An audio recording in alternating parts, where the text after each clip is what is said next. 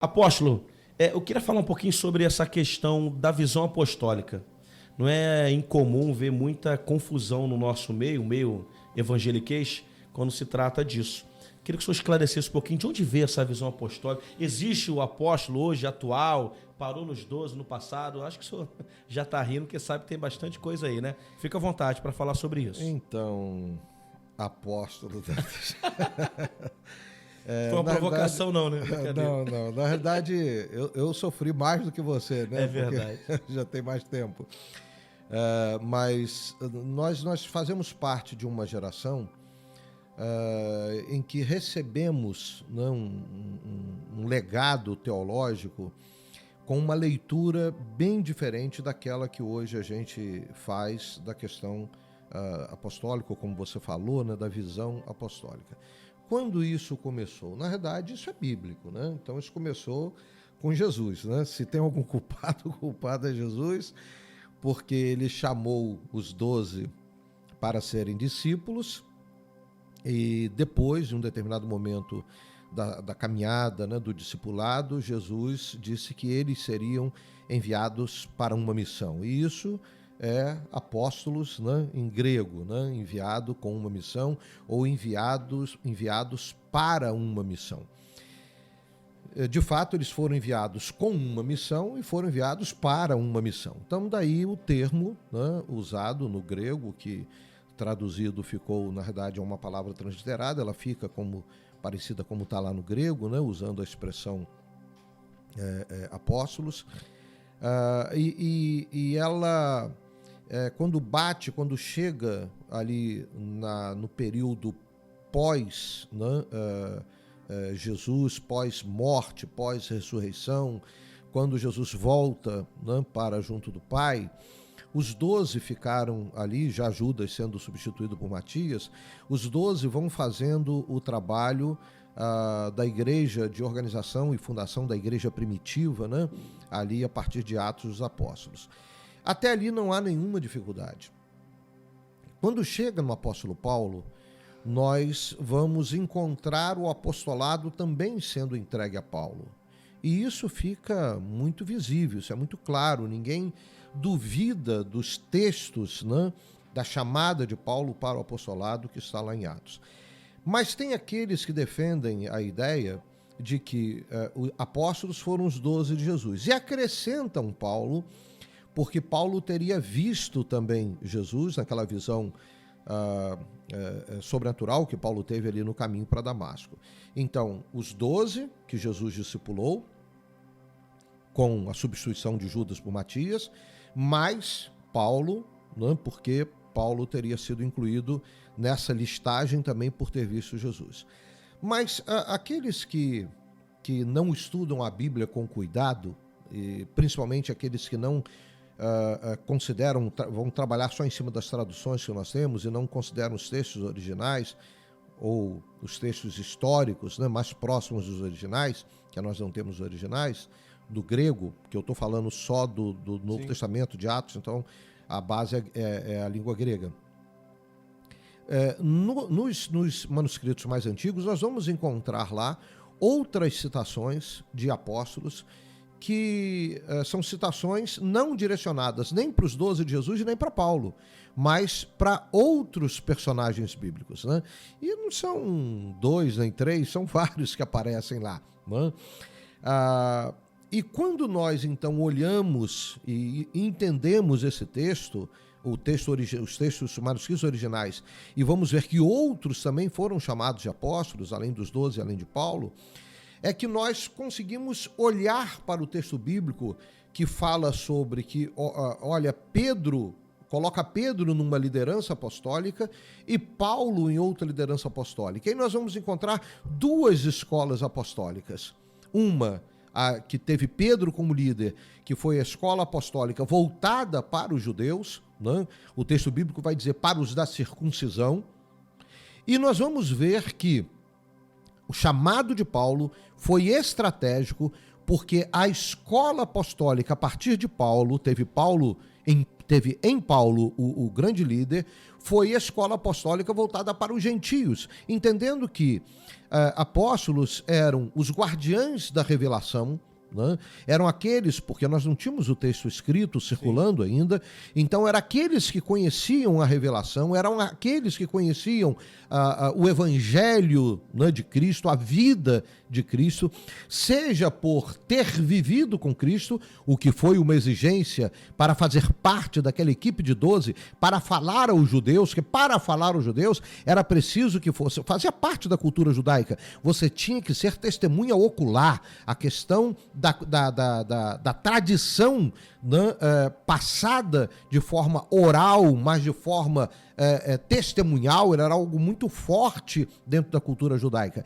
E aquela escola apostólica dos 12 discípulos de Jesus que teve em Pedro, que o líder proeminente, tinha que ter essa característica. Por isso que para encontrar um substituto para Judas, tinha que ser alguém que tivesse conhecido Jesus, que tivesse conhecido a vida de Jesus, que tivesse sido também testemunha ocular. Ok, mas Paulo não teve essa experiência de ter vivido com Jesus.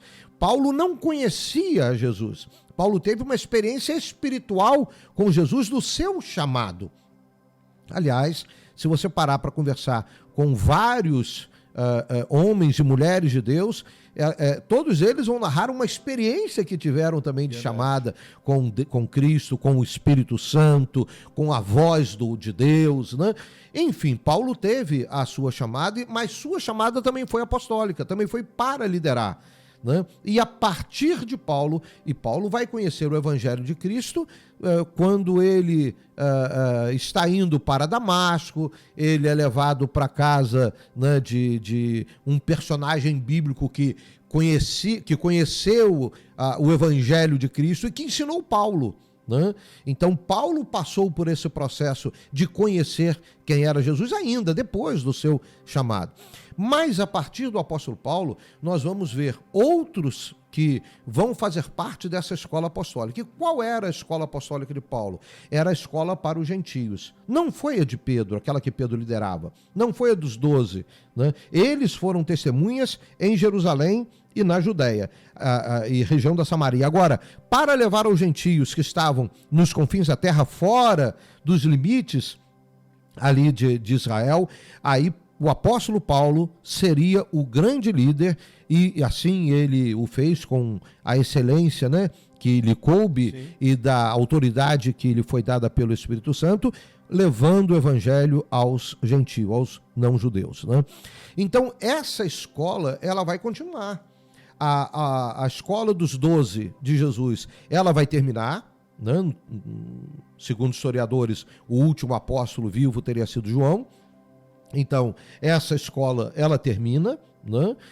Mas a escola, até porque fica muito claro, né, nos escritos apostólicos, de que a igreja teria a missão agora de levar o evangelho, a igreja gentílica. Sim. E não a judaica. Ela teria a missão de levar o evangelho para as nações. Então, quem levaria para as nações não seriam os judeus, seriam os gentios, né?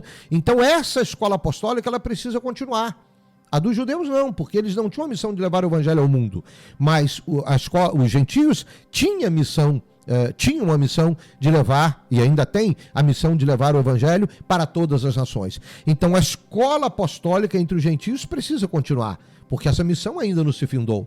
Aliás, esse é um dos sinais da volta de Jesus. O evangelho precisará alcançar todos os povos, todas as nações. Então, esta missão é nossa, da igreja gentílica. Só que a história roubou, né? Quase que um ultraje falar que a história rouba, mas na realidade nós vimos isto sendo retirado ao longo da história, esse papel, né, apostólico da igreja gentílica sendo retirado da igreja. Isso é entendido dentro de uma visão histórica, porque dentro da visão da abordagem romana sobre o cristianismo, né, do Império Romano sobre a igreja cristã, que ficou sendo conhecida depois como a igreja católica romana, essa igreja passa a receber o nome de Igreja Apostólica. Então, o apostolado é um dom, a gente não pode confundir isso. Né? Efésios, Paulo escrevendo a carta dos Efésios, capítulo 4, verso 1, ele vai falar dos dons ministeriais, que a gente assim chama, e o apostolado está entre eles. Então, o apóstolo é um dom. E como dom, ele é dado a pessoas. Né? Então, ele é dado à igreja, a igreja é formada por pessoas. Então, o dom é dado a pessoas. E nesse momento, o Estado romano, o Império Romano, toma para si este dom. E, ao invés de ser dado à pessoa, é dado a uma instituição. E aí a Igreja Católica Apostólica Romana, do Império Romano. E com isto, a ideia do dom que é distribuído a pessoas, o apostólico, ele é retirado de cena. Porque só a Igreja Romana poderia ser apostólica. E nós passamos aí, né, mais de um milênio, carregando, né, essa ausência, ou melhor, não carregando o dom, e sim lidando com a ausência deste dom. Não que o Espírito Santo não desse, não que ele não estivesse distribuindo, mas do ponto de vista didático, do ensino, ele foi subtraído da história da igreja. Né? Algo que custou caro. Na minha avaliação, isso custou caro ao longo da história. Porém, a igreja ela foi usando outros termos para substituir esse. Porque, na verdade, quem é um missionário, senão aquele que é enviado com uma missão ou para uma missão? Né? Mas é um nome que não aparece. Foi a Igreja Católica Apostólica Romana que introduziu. Que esse termo é introduzido pela Igreja Católica. Ele é assimilado pela Igreja após a Reforma Protestante, pela Igreja Protestante, e vai fazer parte da nossa cultura evangélica, né? Mas, na verdade, isso tudo para não usar o termo apostólico. Mas muitos refutam dizendo, assim, categoricamente, que não tem na Bíblia, não existe na Bíblia, depois de Paulo, outros apóstolos. Você já ouviu isso? Já. E não pedem exemplo quando encontram o seu apóstolo? Então me dá um exemplo de gente que serviu. Isso faz parte de uma escola teológica chamada escola cessacionista, né? Aquela que ensina, do ponto de vista teológico, de que algumas coisas da Bíblia, algumas citações, algumas narrativas, alguns dons, né, eles cessaram, eles foram para um momento da história da igreja e não para toda a história da igreja. Né? Então, entre essas características que cessaram, esses ensinamentos que cessaram, que não fazem parte mais da história hoje, o dom apostólico é um deles. Né? Não só o dom apostólico, outros dons também citados, mas o apostólico é um deles. Então, a criação dessa linha, dessa escola teológica cessacionista, foi fazendo com que, nas próprias traduções, aonde está lá no grego apóstolo para Júnia, né, por exemplo, né, apóstolo para Barnabé, né, então não citasse, as traduções não colocam, não usam essa expressão. Né? Por quê? Por causa da influência e da força da escola teológica cessacionista. Não, vamos tirar isso aqui, porque para nós da escola cessacionista, apóstolos só foram os 12 de Jesus. Mas Paulo que caiu do cavalo, e aí como caiu do cavalo, vamos colocar ele nesse grupo aí também. Né?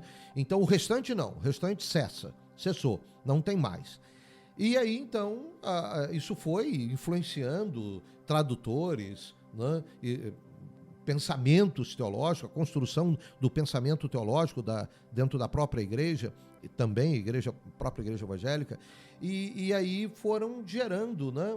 Eu preciso gerar uma justificativa para dizer que não tem mais apóstolo hoje. Sim. Paulo está lá dizendo que dos dons ministeriais está o pastor, está o profeta, está o evangelista, está o mestre, está o apóstolo. Não, o apóstolo acabou. Então, o que nós vamos dizer? O que nós vamos criar para justificar que o apóstolo acabou?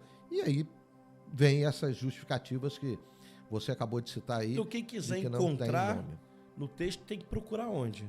Estudar a Bíblia. Não, mas a Bíblia você não estuda com uma única tradução. Tá? Você precisa... porque a tradução é uma interpretação. Sim. Quem traduz, vamos citar aqui João Ferreira de Almeida, que é um dos principais tradutores que nós encontramos para a língua portuguesa. Você tem que fazer uma interpretação, porque a língua é algo dinâmico, né? Sim. Você pega a língua grega, né? E entendendo que a língua grega, por um tempo, ela foi uma língua internacional, depois não, né? Então ela perde aquela expressão de uma língua internacional. E como é uma língua, e como toda língua que é dinâmica, é claro, existem mudanças, né? Alterações. Isso a gente vê dentro da língua portuguesa. Verdade. Né? O hebraico é a mesma coisa. O hebraico chegou a ser considerado uma língua morta, né? Mas não desapareceu e retornou, e depois da retomada de Israel como Estado, ela retorna com uma força muito grande, né? Então, a língua, quando o tradutor faz uma tradução, quando ele escreve lá, né, faz a tradução para o português, por exemplo, seja do hebraico, seja do grego, ele vai provocar uma interpretação do texto, porque ele tem que encontrar uma palavra correlata para aquela palavra do grego que não tem diretamente na língua portuguesa, né? As que ele não consegue, acontece aí o que a gente chama de transliteração, às vezes traz até a palavra direta, criando um significado na língua portuguesa, né? É o caso da palavra batismo, por exemplo, né? Que batismo, a ideia no grego é você mergulhar, né? Seria a imersão, né? Mas a palavra, então, para isso no português seria mergulho, né? Mas como você vai traduzir com aquela conotação que seria muito profano? João Batista mergulhou Jesus, né? Então, calma aí, vamos dar uma conotação mais espiritual para essa palavra, mas que palavra no português existe para isso? Não existe. Entendo. Então, vamos trazer batismo direto, né? E aí veio a palavra, baptismo lá no grego, e veio batismo direto, e no português chegou a existir o pezinho mudo durante muito tempo, até que houve uma atualização da língua, né? E aí tiraram o P mudo da palavra batismo. Mas assim acontece. Então, quem vai estudar a Bíblia não pode pegar, né, uma única tradução. Eu preciso lidar com várias traduções. E hoje tem traduções que, por causa dessa dinâmica, procuram trazer na língua portuguesa uma proximidade maior das línguas originais, seja o hebraico ou o grego, ou até mesmo parte, né, do aramaico que foi usado também para a escrita da Bíblia. Então, os tradutores, hoje nem tanto tradutores, mas editoras, né, acabam contratando grandes profissionais desta área, da área linguística, para fazerem esse estudo do idioma, que leve em consideração a questão cultural, histórica, né, e lá atrás retirar o máximo possível da palavra dentro do seu contexto histórico há 12 mil anos atrás e trazer isso para a língua portuguesa. E aí algumas traduções vão manter a fidelidade da palavra apóstolo. Agora, uma analogia entre o apostolado, digamos assim, o exercício do dom ministerial de apóstolo no passado, com o que a gente consegue perceber hoje. Qual seria a função de um apóstolo? Não sei se traz um paralelo com como era lá atrás, mas como é que o senhor vê esse exercício, né? Essa funcionalidade, esse fluir na prática, qual seria o papel, digamos assim, do apóstolo nos dias atuais? Então, alguns dons, né? Porque a gente está falando de igreja, e igreja ela funciona a partir dos dons, né? A igreja não funciona com profissões, né? Ela funciona com dons. E quando a gente procura a resposta para essa pergunta que você fez, nós temos que primeiro entender esses dons. Uma primeira análise para nós entendermos os dons e aí entendermos o porquê como a igreja funciona, né, a partir daquele dom, é entender o que aquele dom, aquela palavra significa lá na sua língua, lá no original. Por exemplo, pastor, né? Lá um dos dons, né? Lá em Efésios 4:11, vamos nos prender ali aos dons ministeriais. Então, pastor. Quando a gente vai para a origem dessa palavra, na realidade, dentro do contexto bíblico, ela não nasce ali na cultura grega, ela nasce dentro da cultura hebraica. E dentro da cultura hebraica, a palavra pastor está associada àquele que vê, mas aquele que vê mais, aquele que vê além, né? Então, aquele que tudo vê. Por quê? Porque a ovelha que tem uma deficiência não porque ela não foi criada assim, mas deficiência na nossa visão humana de analisar uma boa capacidade de enxergar. A ovelha tem uma visão muito deficitária comparada, por exemplo, a nossa e comparada também a outros animais. Ela vê pouco, ela vê a uma pouca distância, né? Então a ovelha precisa de alguém que veja, né? No lugar dela, para ela, pode se por ela. de um precipício e não perceber. Exatamente. Então, a figura do pastor é salvar, é proteger, é guardar, é livrar, né? É sarar a ferida, né? Então, porque isso está associado à palavra pastor, né? Então, a palavra pastor foi colocada aí, na questão do rebanho, da ovelha, exatamente por isso. Isso é trazido para esse relacionamento que os profetas vão falar, Jesus veio inaugurar e os apóstolos vão doutrinar, né? Que é a relação com a igreja. Ovelha, as pessoas, e o líder, esse pastor que cuida. Mas você perguntou sobre o apóstolo. Sim. Então eu preciso entender isso na concepção da palavra. Como nós já falamos, aquele que é enviado para uma missão. Então, o apóstolo, ele tem a função dentro da igreja de ser aquele que é enviado. Então, dentro da igreja local, ele pode até exercer o ministério pastoral, mas necessariamente o apóstolo não é para exercer o ministério pastoral, porque ele tem essa função. Eu estou fazendo uma análise bíblica. Sim, claro. Né? Dentro lá da realidade do Novo Testamento, porque ele é enviado. Paulo, o apóstolo Paulo. Paulo foi pastor de alguma igreja? Não. Paulo ele não parava, né? Ele estava na igreja de Antioquia, da Síria, quando a igreja orando, né, os líderes orando, decidiram enviar. Inclusive não aparece ali apóstolo, o nome apóstolo, né? Porque diz que Paulo e Barnabé eram mestres. Então, uma função que eles ocupavam, e também isso está ligado à essência da palavra, mestre, do que significa. Então, eles lidavam com o ensino. Então, a primeira análise do que é apóstolo ou apostolado é entender o significado em si. Então, o que é enviado? Mestre, aquele que ensina. Pastor, aquele que cuida, que livra, que vê. Né? Então, é essa análise que nós fazemos. Perfeito. Então, Paulo não pastoreou a igreja. Ele foi apóstolo, ele foi enviado. O termo apóstolo vai aparecer associado a Paulo, falando exatamente o que a igreja fez com ele, o enviou, ele e Barnabé. Mais à frente é que nós vamos ver no texto bíblico ele sendo reconhecido como apóstolo, que na realidade é a tradução para o português, mas se nós estivéssemos lendo à luz do significado da palavra no grego, olha lá o enviado Paulo. Olha lá o enviado Barnabé. Perfeito. Né? Mas a palavra foi transliterada para o português, então ficou apóstolo. Né? Olha o apóstolo Paulo. E Paulo, quando ele escrevia as cartas, ele se autodenominava apóstolo. Eu, apóstolo do Senhor Jesus Cristo. Eu, Paulo, apóstolo do Jesus Cristo. Às vezes servo, às vezes citava apóstolo. Né? Então, a função do apóstolo dentro do contexto da igreja, a primeira delas, à luz do significado da palavra, é enviado.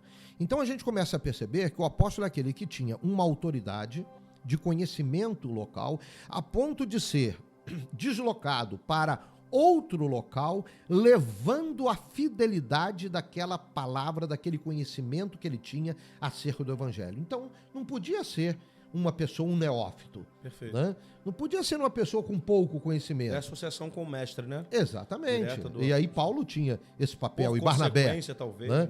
Talvez até os dois foram escolhidos por isso, né? Entre os mestres. Né? E aí Barnabé. Barnabé tinha essa veia social, né, que a gente vai encontrar, né, de Barnabé, a citação dele na Bíblia como essa pessoa carismática também pelo contexto social que tinha. Enquanto Paulo muito voltado para a questão do ensino, do conhecimento, né?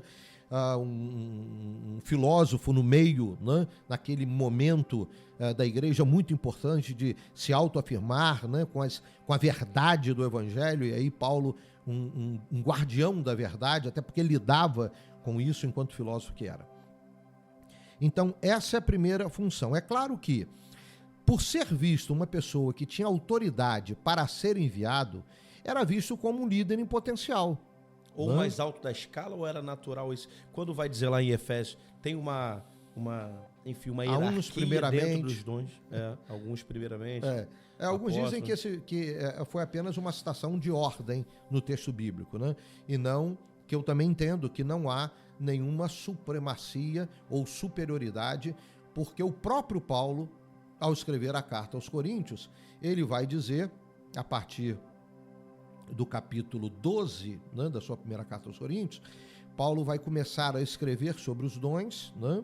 Ele termina o capítulo 12 dizendo que é possível, né, encontrar esses dons, e ele vai dizer, vos revelarei um caminho sobremodo excelente, e aí começa o capítulo 13 falando do amor, né? Então você não consegue praticar, exercer um dom, né, na igreja, que é o corpo de Cristo, se não for por amor, né? Então a base é o amor. Mas no capítulo 14, ele diz que não há superioridade, não há hierarquia, né, entre os dons.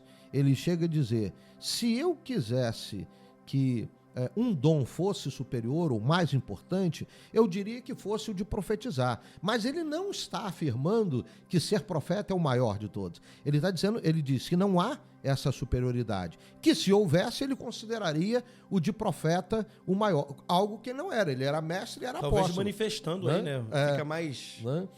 Manifestando o desejo mas de ter. Ficou claro, começa a ficar claro ao longo da história, que o apóstolo ele acaba reunindo essa liderança, né? E isso é visto naqueles primeiros apóstolos ali, no cenário bíblico. Ele é enviado para uma outra terra, ele vai lidar com outro povo, ele tem que ter um conhecimento... O que vai na frente, né? O que é o primeiro, aí liderança é isso, né? É o que vai abrindo um caminho. Eu acho que a confusão que muitos fazem é exatamente esta. O fato do papel do apóstolo dentro da igreja, no exercício do seu dom, ser este, alguns começam a achar que isso é superioridade, como se houvesse uma hierarquia. Na igreja contemporânea, como pastor também, né? Assumiu esse posicionamento na igreja contemporânea ou não? É o pastor que preside, é o pastor que prega, é o pastor que lidera, ou não? Por ordem natural. Estou falando agora dos dons. Necessariamente ele precisaria liderar a igreja? Não, necessariamente não. Tô tocando aqui já. Quando você vai... A gente vai quebrar alguns paradigmas, né? Mas eu vou segurar um pouquinho isso aí. Mas na realidade, necessariamente não. A gente vai, depois, quem sabe, a gente avança para isso. Deixa eu voltar à questão que o senhor disse do enviado. Então, para a característica essencial é esse, que vai na frente, que é enviado. Agora, dá para medir esse envio? Por exemplo, o cara pode ser enviado para a rua do lado, ele necessariamente que lá no passado não. Eram cidades, enfim, né? Ele vai ganhando a Ásia. Mas como é que a gente mede isso, esse envio? Porque a gente tem uns vão chamar de missão, com o termo missionário, missão urbana, missão no lar, etc. Tal. Agora, o apóstolo pode ser um enviado para dentro de uma empresa, ou dentro de uma casa, ou uma rua, ou uma cidade, ou um bairro. Ele já pode se caracterizar como um enviado, isso é parte? Ou só é apóstolo enviado aquele que vai para outra nação? Porque o missionário, nessa analogia, se caracterizou muito por isso, né? Que vai para outro país, que vai para outro estado. Como é que o senhor vê, então, numa opinião própria? Nós temos, assim, eu não vou nem... aí ela tem que ser uma análise, porque a gente já está fora daquele contexto bíblico, né? E vamos fazer uma análise agora da contextualização da igreja, né? Nos dias atuais. Nós temos dois erros cometidos. Primeiro, quando substituíram, né? Procuraram, para não usar a palavra apóstolo, então começaram a usar a expressão missionário. Mas a expressão missionário também não foi usado mais para significar aquele que foi enviado para outro lugar, para outro país, para outra região, mas virou também uma função hierárquica dentro da igreja. Algumas algumas linhas denominacionais dentro do segmento evangélico utilizam o missionário para uma função hierárquica também, né? A partir daí, nós vamos ver o apóstolo, dentro da contextualização agora, o apóstolo, aquele que é enviado, eu vejo isso de maneira muito clara hoje, dentro da necessidade que a igreja encontra hoje, daí as diferentes missões que a igreja ocupa, de, como você mesmo citou, ser enviado para uma missão dentro da empresa dele. Olha, nós vamos revestir você de autoridade, né, dada pela igreja, né? É importante, a igreja reconhece e envia. Porque a autoridade repassada para a pessoa sempre é através da igreja. Sempre. Né? Eu não posso... alguém, na época de Pedro, alguém tentou comprar o dom do apostolado. É verdade. Né? Não dá para negociar aqui, a gente faz um negócio, eu tenho uma graninha aqui, dá para eu pagar, né, para receber essa unção apostólica, porque Pedro era visto como líder da igreja em Jerusalém, né? Então foram até ele, porque na verdade sabe que existe essa associação. Aliás, esse negócio de comprar dons, isso não é novo, né? Esse negócio de pagar para ser apóstolo, e é atual também. Isso não é coisa atual. Isso é coisa que veio lá desde os tempos bíblicos. Perfeito. Porque tentaram fazer isso com os primeiros apóstolos, tentaram comprar também o dom. Mas o Peter Wagner, né, o saudoso Peter Wagner, ele escreve algo que chama muito a nossa atenção, que é quando ele fala dos apóstolos de mercado. Né? E ele está criando um entendimento dentro dos dias atuais de que a igreja tem um novo campo de atuação. Não é um campo mais de um território, de uma nação, uma geografia com limites. Só, né? Não. Mas é o grande desafio que a gente vive hoje no mundo atual, através das conexões diversas que existem, né, naquilo que a gente entende de mercado, né, que chama de mercado, que é onde a igreja precisa atuar. Né? Um mercado, a política, por exemplo, é um mercado. Sim. Né? Então a igreja não vai atuar ali, outro fruto, né, da teologia cessacionista, que alimentou isso durante tantos anos, né? Inclusive foi tema da própria Revolução Francesa, que por causa desse legado que chegou até, né, o século XVIII, da associação da igreja, aí a gente fala da igreja cristã, mas a igreja romanizada, que chega até... que se envolve demais com o Estado, institucional, né? Né? E aquilo ali fez mal, né? À igreja, fez mal ao cristianismo, embora Jesus não tenha criado o cristianismo, mas fez mal aquela construção, né? E a Revolução Francesa, um dos ideais foi, vamos separar, vamos. E aí a Reforma Protestante, que já tinha acontecido no século XVI, ela ganha campo nisso aí também e procura também se separar, ou seja, esse ideal da Revolução Francesa é apoiado em grande parte pelas denominações que vão sair da Reforma Protestante e vem essa separação. Mas isso não quer dizer que a gente deixou de se tornar um cidadão com interesses, com direitos e deveres dentro de uma nação, né, dentro de um país, que é organizado através dos poderes que... Então vamos embora logo, o cristão e a política. Vai lá, o senhor já está falando que eu sei. Qual é a opinião, ou enfim, então, busca dentro dos fundamentos, etc. Fechando só a questão do mercado. Sim, né? A questão do mercado na visão do Peter Wagner. Então, a política é um mercado para onde a gente precisa também mandar apóstolos. Né? E aí... seja usando o termo missionário, precisa enviar os missionários também. Aí poderia ser educação também ou qualquer outro segmento, Isso. Não? A educação é um mercado.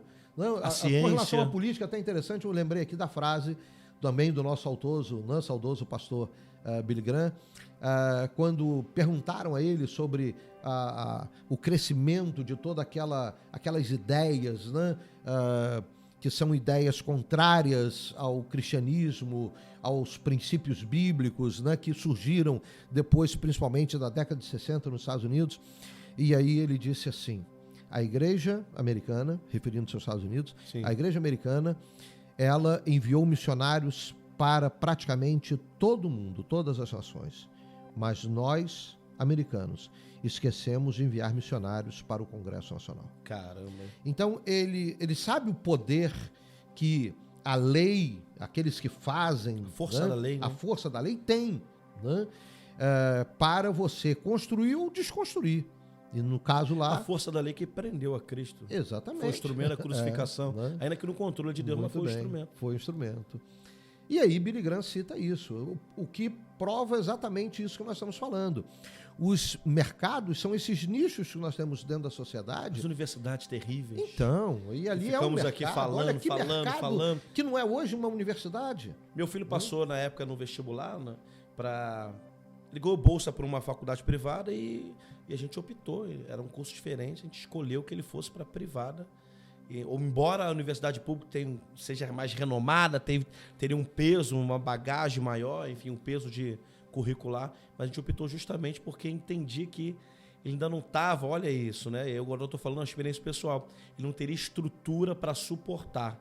Quando na verdade eu acho que a gente já deveria estar preparando para ser talvez um enviado para lá e começar um movimento lá diferenciado e tal. E a gente acaba, por não ver isso antes, optando por não, vai para a privada para você não ir para lá, porque você não vai segurar a onda. Não, estou reconhecendo aqui que a gente não refletiu antes. E talvez esse encontro faça a gente refletir antes e daqui a 5 anos, ou de hoje a 5 anos, estejamos preparando e dizendo assim, meu filho está sendo preparado para ir para lá. Ele vai para lá, minha filha vai para lá, sem receio, sem medo se vai, na linguagem do jovem, segurar a peteca ou não, né? Então, e a gente citou aqui o Peter Wagner, citamos o mercado, destrinchamos o mercado em várias áreas dentro da sociedade.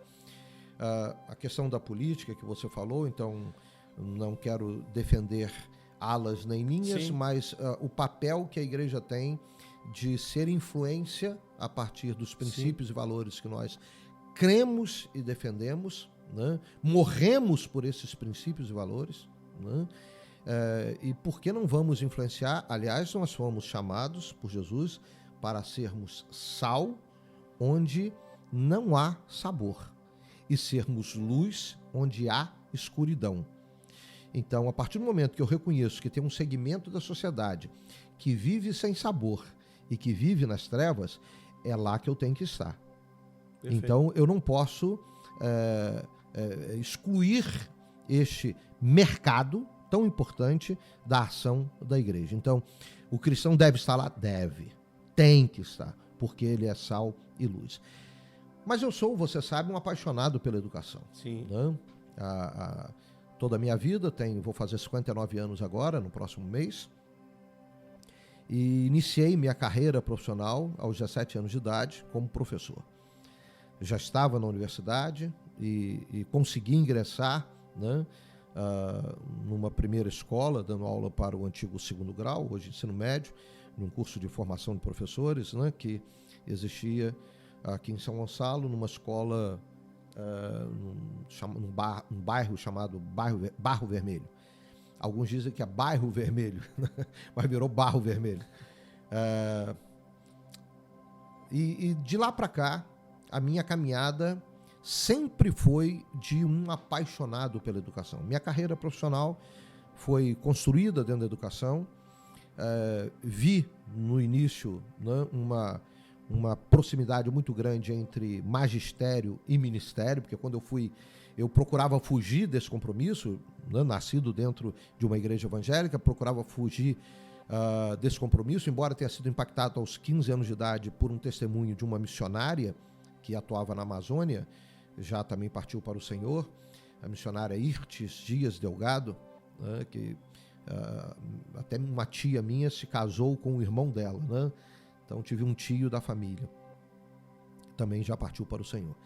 E a Irtes, ela ministrando, dando o testemunho dela e ministrando numa igreja, a igreja que eu era membro, eu fui profundamente impactado naquele dia, com 15 anos de idade, entendendo o chamado de Deus. Mas procurei fugir um pouco disso, né? Aquela mente ainda de um adolescente, de jovem, e caminhando para outra direção. Mas aos 17 anos me vi envolvido com o magistério e minha vida profissional, né, começou a partir daí. Então eu sou um apaixonado por educação. E é na construção dessa caminhada na educação, eu comecei a ver, principalmente depois com o ministério, que veio alguns anos mais à frente, né? Cerca de 10 anos depois, eu comecei a ver que o ministério, com a visão de ministério agora, olhando para o magistério, como que a educação era importante para a ampliação dos ideais do reino de Deus, da influência do reino de Deus. Porque quando eu olho para a educação, eu vejo a educação como o principal mercado de influência dentro da sociedade. É a partir dali. É a partir da educação que você forma uma nova mentalidade, é a partir da educação que você cria uma identidade para uma nação, é a partir da educação. Então, são desdobramentos e influências gigantescas, estratosféricas, que a educação promove dentro da sociedade e dentro do indivíduo, como ser que ele é, na participação que ele tem dentro da sociedade em que ele vive. Então, quando nós falhamos nesse processo, no processo educacional, quando nós não usamos a educação como deveria ser também usada dentro da influência, algo que outros segmentos, não preciso citar aqui, sim, mas outros segmentos da sociedade que não defendem os mesmos princípios, que não creem nos mesmos valores que nós cremos, eles sabem usar a educação, sim, como instrumento para fazer com que os seus ideais sejam concretizados na sociedade. E como igreja, nós não soubemos usar isso. Aliás, a igreja reconhece que ela tem um maior índice de desvio dos seus princípios e valores na juventude, quando a juventude, como você citou, ingressa no ensino superior. Né? Então, eles perdem. Por quê? Primeiro, porque nós não temos um ambiente de igreja preparado que prepare os adolescentes e jovens para isso. Então, quando a igreja não tem esse discurso, quando a igreja não consegue informar, né, o adolescente e o jovem acerca disso, ela já falha. Né? Quando ela não consegue, a igreja, se envolver com o segmento educacional, e aí não é informação, é formação, né, ela também falha nisso. Né? Quando ela não gera a fala, a cultura da importância do segmento educacional na vida dos seus membros. Por quê? Porque você pode contar nos dedos os mestres e doutores que estão aí nas universidades, né, no ensino superior, dando aula, trabalhando, formando mentes que são cristãos. Cristãos que morrem, se tiverem que morrer por Cristo, morrem na defesa dos princípios e valores. Então você conta no dedo quantos são. Verdade. Enquanto que outros segmentos, eles trabalham com esse objetivo, com essa intenção. Né? E nós, como igreja, não entendemos, não olhamos para a educação como uma força capaz de mudar, de transformar o indivíduo. Por si só, o conceito de educação já é este. Né? A educação, ela é uma ciência transformadora do ser humano, da sociedade. Agora, imagine você associar educação com o Evangelho de Cristo Jesus. Né? Então, é uma transformação. Mas foi isso que Jesus fez, né? Então, quem é que mais usou... Jesus fez isso. Didático. Inclusive, vamos considerar os dons ministeriais e vamos colocá-los em cima do próprio Jesus. Jesus se chamou de pastor, eu sou o bom pastor da vida pelas ovelhas. Você não vê os discípulos de Jesus, nas citações bíblicas, chamando Jesus de pastor. Só mestre, né? Ele era pastor deles, né? Mas ele não é chamado. De apóstolo, também não foi chamado. Acho que é Apocalipse, João, que vai citar Jesus e vai falar, né, de Jesus como apóstolo. Vai qualificá-lo, né, vai reconhecer ali em Jesus como apóstolo, o enviado de Deus. Né? Você não vê Jesus sendo chamado de evangelista, embora ele fosse a essência das boas novas, né, do evangelho no grego. Você não vê Jesus sendo chamado de profeta, embora fosse reconhecido também, e alguns até, esse homem é um profeta, né? e alguns o confundiram com o próprio João Batista, o profeta, mas a todo tempo ele era chamado de mestre. Porque ele ensinava, ele sabia da importância que era essa parte do ensino, né, com os seus discípulos, de formar os discípulos, porque ele voltaria para o Pai. É aquilo Alguém que não retrocede. só com informação, isso aí. É uma máquina, uma engrenagem Ele que só não com retrocede. informação, ele pode retroceder, ele pode ser impactado por outras ideias, por outras informações, Perfeito. mas a formação não. Né? Jesus fez isso muito, deixou isso muito bem, ensinou isso muito bem. Agora, dentro da igreja, uma igreja mais contextualizada e contemporânea, nós vamos ver os metodistas usando isso muito bem, né? Que vão trabalhar isso muito bem. John Wesley vai ser aquele que associa a educação com o evangelho, né, de forma muito, muito forte na ação dele como um apóstolo, um missionário, né, que foi na sua época e na sua nação. Outros segmentos vão se destacar também nessa área do ensino, que são os batistas, né, além dos metodistas. Os batistas também vão também ter uma vertente muito grande nessa área. Nós vamos ver algumas denominações se voltando para a criação de escolas, colégios, universidades, né? Porque entendem esse papel, a importância desse papel da educação. Nos Estados Unidos é muito forte, né? Você pega lá algumas universidades que tiveram origem aí, algum cristão, alguma instituição. A origem, sim, mas hoje nós vamos ver muitas dessas universidades que já foram completamente dominadas pela doutrina humanista, né? Embora tenham esta origem, mas a vivência hoje é de uma prática muito humanista, né? E aí acabam perdendo essa essência, enquanto que outras não. Nós estamos vendo aí o que está acontecendo lá naquela cidade do interior dos Estados Unidos, né? Verdade. Desse movimento tremendo de avivamento, fruto de um mover de oração, que que aconteceu, que está acontecendo nas dependências de uma universidade evangélica, né, cristã. Para a gente encerrar essa parte aqui, a gente vai dar prosseguimento. Se ou não, cristão deve ou não se envolver na política? Se for chamado para isso, sim. Se não, não meta o dedo onde você não for chamado. Então eu vou deixar uma pergunta aberta, a gente vai responder depois no próximo quadro. Eu não, ele, né? O senhor vai responder, pastor deve ou não se envolver na política? Não responde, a gente volta no próximo quadro. Já vai começar com essa aí.